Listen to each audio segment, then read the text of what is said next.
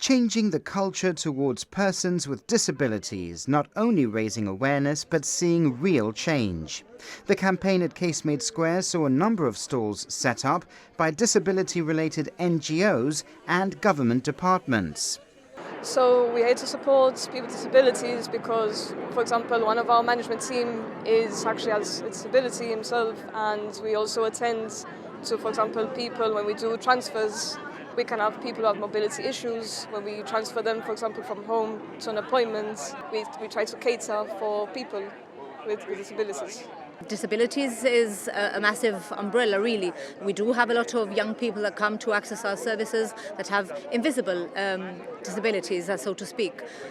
So we do have a lot of young people that are neurodivergent and they have sort of like different learning needs. So we have them really in all different youth clubs. Okay, so we're here promoting our panic button device, which is a device which is used for the elderly and the lone workers and people with disabilities. It's a two-way communication device which allows you to contact your emergency contact, whether you have a fall or you need to contact someone in an emergency, and if not, it will take you to the police. The police will then be able to contact the emergency services and send them your way. But what about those persons with disabilities? What does the day mean to them? Oh, it means a lot. Like, I've been deaf since I was 2, so I wear a cochlear implant, so raising awareness and stuff like that is really important for me.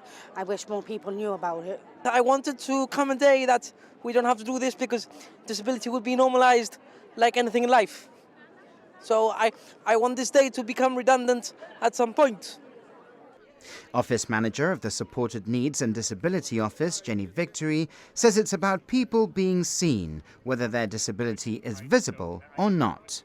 I mean, when you think about disabilities, everybody thinks a wheelchair. And that is not the case. We have lots and lots of non-visible disabilities. We're moving away from the word hidden, because hidden implies that it's something that we shouldn't be talking about. So non-visible. We have lots of people with medical conditions. We have lots of people with stoma bags, catheters. They need to be included as well. We really want to get the support out there that people need. We need to get the message out there. In the past, people didn't know where to go, what to do, and this is what today is all about.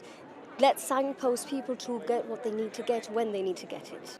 Minister for Equality, Christian Santos, announced in Parliament that the first strand of the National Disability Strategy, the internal government strand, had been completed and work on the private sector strand will begin in January. He spoke to us about the meaning behind the day. Well, International Day of Persons with Disabilities is a very important day for us to mark from a ministry perspective, but I think it's very important for the community. It's a way to celebrate where we've come from, to touch base and see where we need to go as well, which I think is very important, because as much progress as we've made, there's always more progress to be made too. And it's a day to celebrate the abilities of persons with disabilities. It's about ending the stereotypes and making people realize that there's so much more than people may see from a face value. The International Disability flag also flew at the Frontier, St Bernard's Hospital and at the City Hall.